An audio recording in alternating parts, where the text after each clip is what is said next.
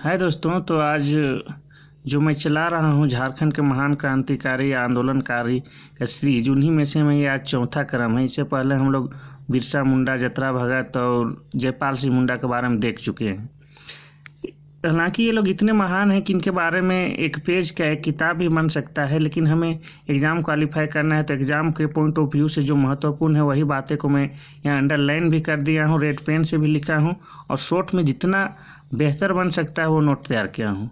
तो फिर देखिए आगे। अल्बर्ट एक्का का जन्म सन 1942 ईस्वी में रांची से 152 किलोमीटर दूर गुमला जिले के डुमरी प्रखंड के जारी गांव में हुआ था। यह गांव झारखंड और छत्तीसगढ़ की रेखा पर स्थित बितरी पहाड़ी के नज़दीक बसा हुआ है। जारी गांव का अधिकांश आबादी उरांव जनजाति का है, जिसमें ईसाई धर्मावलंबी अधिक है। अल्बर्ट के पिता का नाम जूलियस एक्का था तथा माता का नाम मरियम एक्का था। अल्बर्ट की प्रारंभिक शिक्षा सीसी पत्रातोली स्कूल में हुई थी। बाद में इन्होंने भीखमपुर से मिडिल की परीक्षा पास की। उस शिक्षा प्राप्त करने की इनकी प्रबल इच्छा थी, किंतु परिवार की आर्थिक स्थिति खराब होने के कारण यह इच्छा पूरी न हो सकी। अल्बर्ट एक्का के पिता जूलियस एक्का ने द्वितीय विश्व युद्ध 1939-40 में अपनी सेवाएं दी थी। इस तरह से अल्बर्ट एक्का के मन में और रगों रगों में बचपन से ही सेना का खून दौड़ता था, अतः उन्होंने भी सेना में भर्ती हो गए। मात्र 20 वर्ष की उम्र में अल्बर्ट एक्का ने 1962 के भारत चीन युद्ध में अपने अनुशासन और वीरता का परिचय दिया। उनके सराहनीय कार्य, वीरता, अनुशासन के परिणाम स्वरूप उनकी पदोन्नति लांस नायक के रूप में हो गई।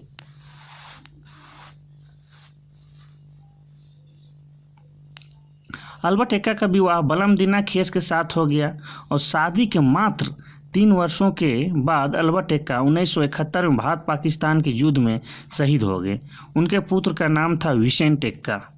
लांस नायक ने अपनी बहादुरी तथा बुद्धिमत्ता से अपने सहयोगी सैनिकों की जान 1971 के भारत पाकिस्तान युद्ध में बचा ली। इसके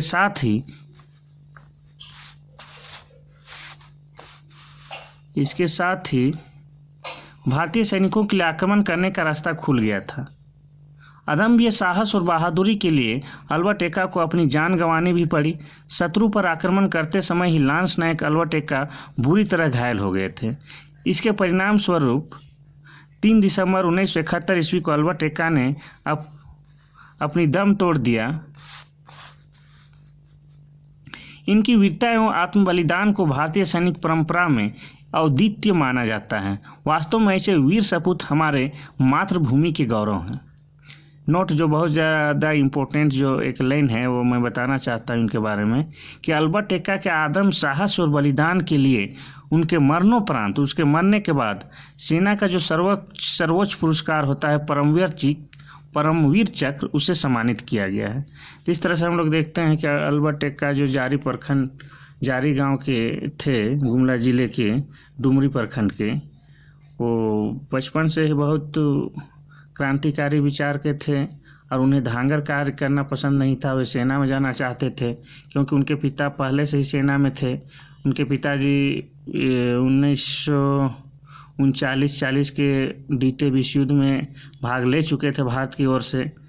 तो इसीलिए ये इनका जो बचपन भी सेनाओं वाला ही बीता था, इसलिए वे सेना में जाना चाहते थे और सेना के लिए कुछ करना चाहते थे। मात्र 20 वर्ष की उम्र में ही ये सेना में सिपाही के रूप में अपना कार्य शुरू करते हैं।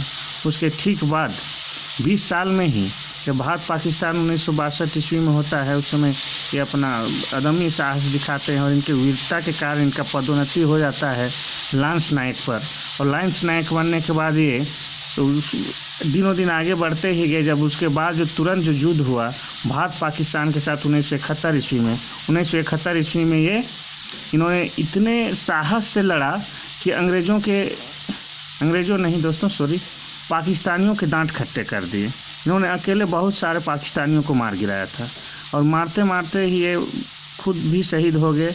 इस तरह से इनका जो कहानी है बहुत ही इंटरेस्टिंग होने के साथ साथ बहुत ही शिक्षाप्रद कहानी है और अपने देश से प्रेम करने के लिए ओजपूर्ण कहानी है और सभी लोगों को प्रेरित करता है अपने देश की मिट्टी से प्रेम करने के लिए।